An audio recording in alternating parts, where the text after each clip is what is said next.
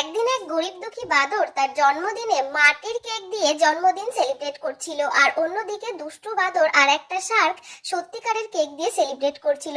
তারপর তারা সেখানে আসে এবং সেই মাটির কেকটাও কিন্তু ভেঙে দেয়। তারপর সেই গরিব দুঃখী বাদরটা কিন্তু প্রচন্ড পরিমাণ কান্নাকাটি করে। তারপর সে মনে জেদ নিয়ে আসে এবং প্রচুর পরিশ্রম করতে শুরু করে। তারপর পরিশ্রম করে অনেক টাকা উপার্জন করার পর সে খুশি মনে বাড়ি ফিরে যায়, ভাবে আজকে সে একটা ভালো কেক নেবে। অন্যদিকে সেই দুষ্টু বাদর আর শার্কটা তার পেছনে তাড়া করে তার টাকাটা কেড়ে নেয়।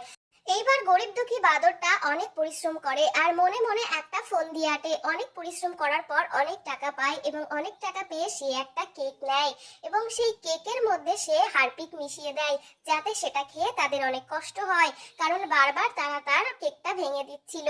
এরপর সেখানে চলে আসে দুষ্টু বাদর আর শার্ক, এসে তারা ওই কেকটা ভাগাভাগি করে খেতে থাকে। খাওয়ার পরই তারা ওখানে বমি করতে শুরু করে, আর এদিকে গরিব দুঃখী বাদর